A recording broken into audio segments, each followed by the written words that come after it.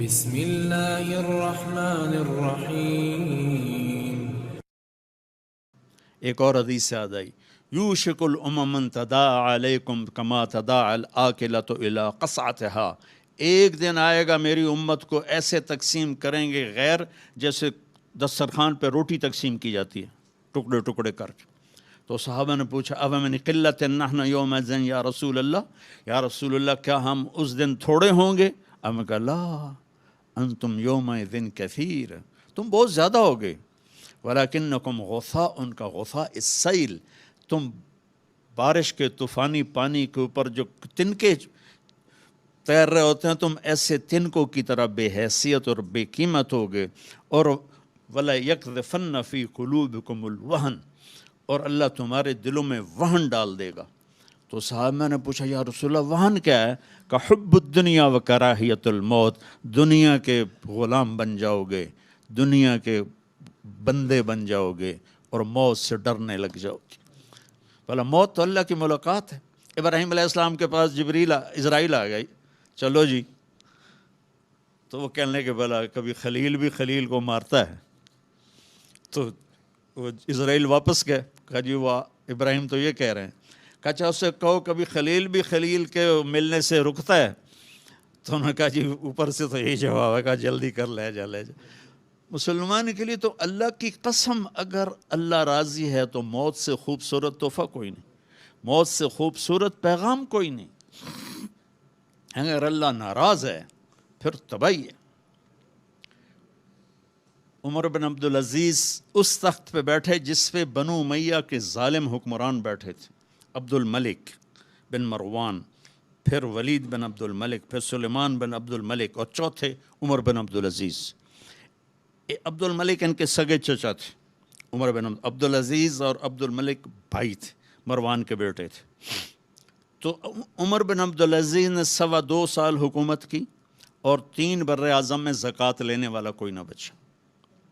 3 بر اعظم پہ حکومت تھی، جنوبی فرانس سے لے کر شمالی افریقہ تک اور ملتان تک اس بندے کا جھنڈا لہراتا تھا، اور 3 بر اعظم میں زکوٰۃ لینے والا کوئی نہ بچا، کہ پہلے خزانہ اپنا سمجھ کے لوٹتے رہے اور انہوں نے خزانے کو امانت سمجھ کے استعمال کیا۔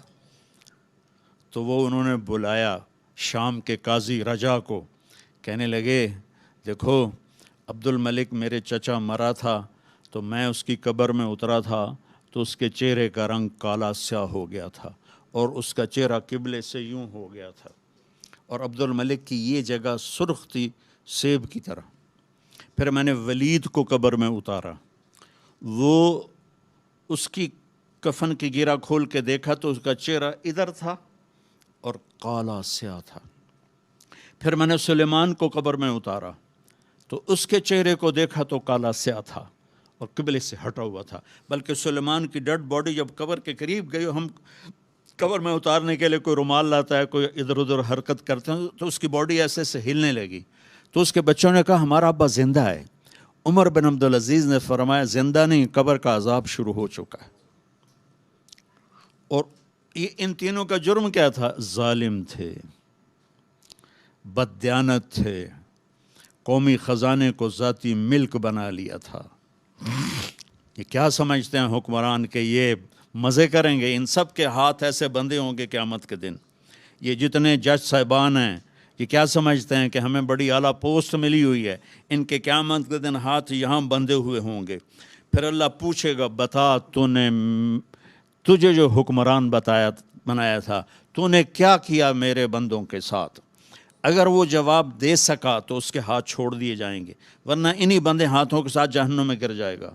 اور قاضی سے اللہ پوچھے گا ہاں کیا فیصلے کیے تھے، کتنے ظلم کے فیصلے کیے تھے، کتنے عدل کے فیصلے کیے تھے؟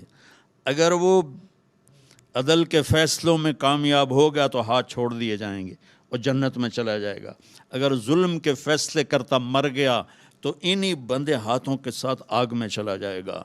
بھائیو آخرت بھی ہے، بھائیو صرف دنیا نہیں ہے، آخرت بھی ہے، ٹک ہرس و ہوس کو چھوڑ میاں، مت دیس بدیس پھرے مارا، قزاق اجل کا لوٹے ہے، دن رات بجا کر نکارا، کیا بدیا بھینسا بیل شتر، کیا گونی پلہ سر بارا، کیا گیہوں چاول موٹ مٹر، کیا آگ دھواں اور انگارا، سب ٹھاٹھ پڑا رہ جائے گا جب لاد چلے گا بنجارا۔ یہ تو رہنے کی دنیا نہیں ہے۔ الدنیا ثلاثۃ ایام، میرے نبی فرماتے تھے میں پاؤں اٹھاتا ہوں تو رکھنے کی امید نہیں ہوتی، سانس اندر لے جاتا ہوں تو باہر نکالنے کی امید نہیں ہوتی۔ تو بھائیو، اللہ کے واسطے اپنی آخرت کا سودا نہ کرو، دنیا کا سودا کرنا پڑے تو کر دو۔ کیوں حسین ذبح ہو گئے 72 سمیت، 16 اہل بیت اور باقی جان نثار، کیوں اتنا قیمتی خون ذبح ہو گیا؟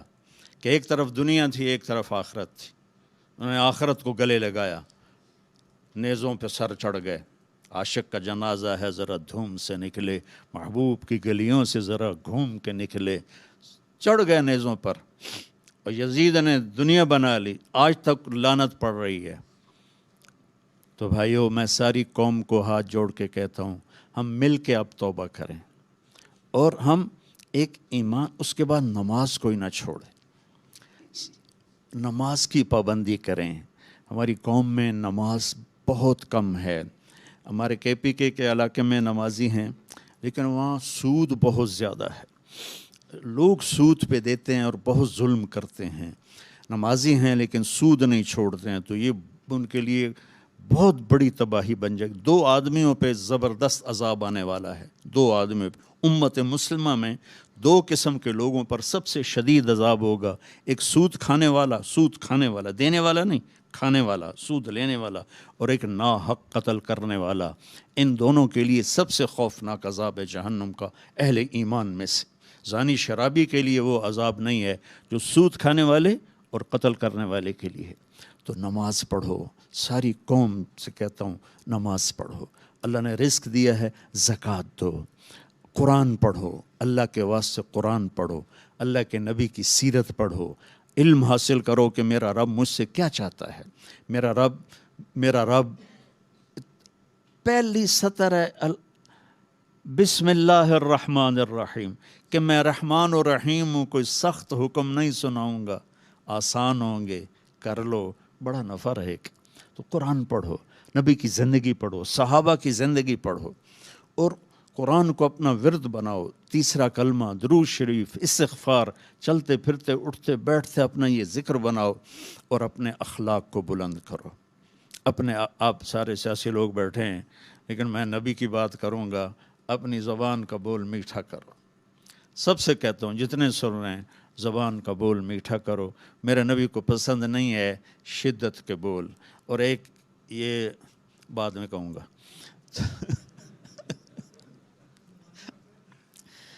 تو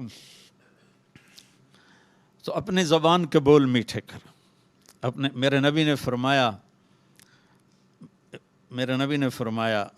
سے پوچھا گیا، یا رسول اللہ، سب سے زیادہ جنت میں کیا چیز لے جائے گی؟ تو آپ نے فرمایا، اچھے اخلاق اور تقوی سب سے زیادہ جنت میں لے جائے گی۔